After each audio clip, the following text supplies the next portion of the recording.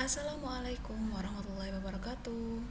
Kembali lagi di channel A Slice of Science. Masih mempelajari tentang cahaya dan alat optik kelas 8 semester genap. Di pertemuan sebelumnya kita sudah membahas tentang cahaya dan cermin. Kali ini kita akan mempelajari tentang lensa. Lensa adalah benda bening tembus cahaya yang terdiri atas dua bidang lengkung atau satu bidang lengkung dan satu bidang datar. Lensa sendiri terbagi menjadi dua jenis, ada lensa cembung dan lensa cekung. Lensa cembung konveks atau juga kita sebut sebagai lensa konvergen adalah lensa yang memiliki ciri-ciri bagian tengahnya lebih tebal daripada bagian tepinya. Sedangkan lensa cekung atau biasa kita sebut sebagai lensa konkav atau lensa divergen adalah lensa yang memiliki ciri-ciri bagian tengahnya lebih tipis daripada bagian tepinya. Kita bahas terlebih dahulu bagian dan jenis lensa cembung. Bagian dari lensa cembung, kalian bisa perhatikan di sebelah sini, lensa cembung itu adalah bagian tengahnya lebih tebal dibandingkan bagian tepi. Kemudian ada fokus, ada jari-jari kelengkungan. Di sini ada F1, P1, F2, P2. Maksudnya bagian 1 itu berarti ada di depan lensa. Sedangkan F2 bagian kedua ini berada di belakang lensa. Jenis lensa cembung sendiri ada 3 jenis. Yang pertama lensa cembung ganda, biconvex, cembung ganda. Kemudian lensa datar cembung atau lensa plan konveks, dan lensa cembung cekung atau lensa konveks konkav. Pembentukan bayangan pada lensa cembung.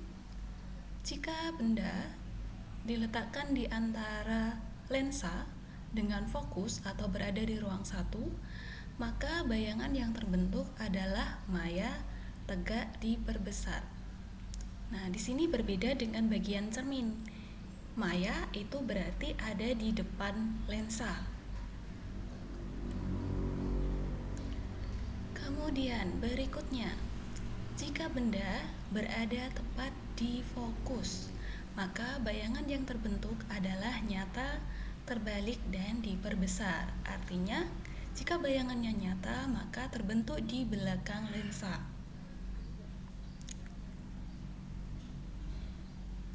Kemudian, jika benda berada di antara fokus dengan jari-jari kelengkungan atau berada di ruang 2, maka bayangan yang terbentuk adalah nyata, terbalik, dan diperbesar.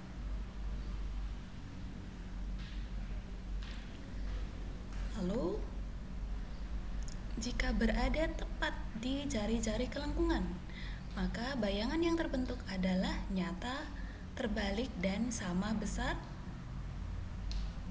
Bisa kalian perhatikan sendiri pada ilustrasinya.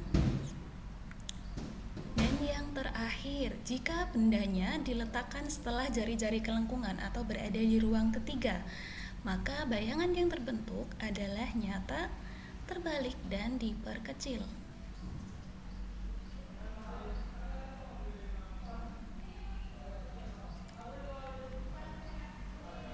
Kita lanjutkan ke bagian dan jenis lensa cekung. Bagian dan jenis lensa cekung. Kita masuk ke bagian dulu.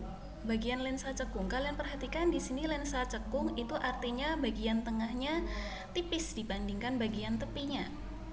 Masih sama, ada F1, P1, F2, P2, artinya F1 itu di depan lensa, F2 ada di belakang lensa. Jenis lensa cekung, nah ini typo ya, harusnya lensa cekung ya. Ada bikonkav. Bikonkav itu lensa cekung ganda. Kemudian lensa datar cekung atau plan konkav, dan lensa cembung cekung, konveks dan konkav.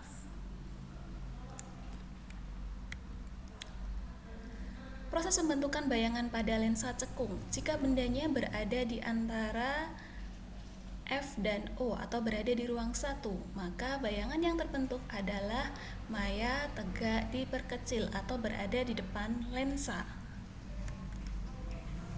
Yang kedua, jika benda terletak di antara F dan jari-jari kelengkungan, atau artinya berada di ruang 2, maka bayangan yang terbentuk adalah maya tegak diperkecil.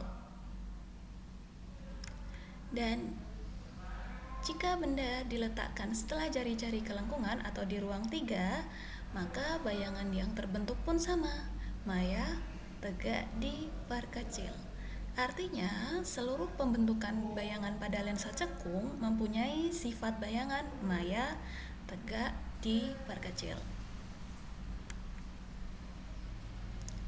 Persamaan pada lensa kurang lebih sama seperti pada cermin kemarin, hanya bedanya jarak fokus pada lensa cembung ini yang bernilai positif, sedangkan jarak fokus pada lensa cekung yang bernilai negatif.